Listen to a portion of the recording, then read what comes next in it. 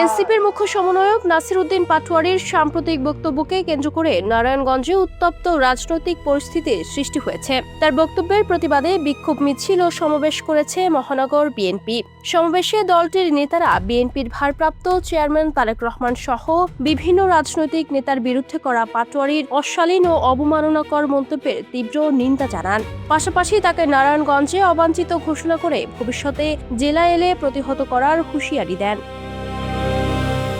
শনিবার বিকেলে শহরের মিশনপাড়া এলাকার হোশিয়ারি অ্যাসোসিয়েশনের সামনে থেকে বিক্ষোভ মিছিলটি শুরু হয়। পরে মিছিলটি চাষারা ও নারায়ণগঞ্জ প্রেস ক্লাব এলাকা প্রদক্ষিণ করে শহরের ২ নম্বর রেলগেট এলাকায় গিয়ে শেষ হয়। মিছিলের আগে অনুষ্ঠিত সমাবেশে বিএনপি নেতারা বলেন, এনসিপির মতো একটি কথিত বাণিজ্যিক দলের নেতাদের কাছ থেকে ভালো কিছু আশা করা যায় না। তারা অভিযোগ করেন, ৫ আগস্টের পর থেকে ভয়ভীতি প্রদর্শন করে সাধারণ মানুষকে বিভ্রান্ত করে অর্থ উপার্জনের পথ বেছে নিয়েছেন এনসিপির নেতারা।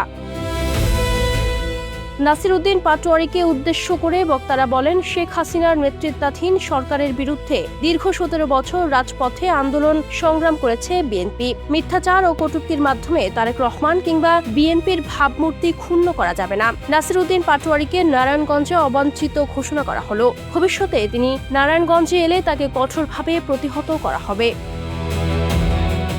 সমাবেশে প্রধান বক্তার বক্তব্যে নারায়ণগঞ্জ মহানগর বিএনপির সদস্য সচিব অ্যাডভোকেট আবু আল ইউসুফ খান টিপু বলেন, বাংলাদেশের আশা আকাঙ্ক্ষার প্রতীক তারেক রহমানকে নিয়ে কথা বলার আগে নিজেদের ইতিহাস জানা উচিত। ২ যুগেরও বেশি সময়ের রাজনৈতিক অভিজ্ঞতায় তিনি আজ দেশ পরিচালনায় নেতৃত্ব দিচ্ছেন এবং কোটি মানুষের হৃদয়ে স্থান করে নিয়েছেন।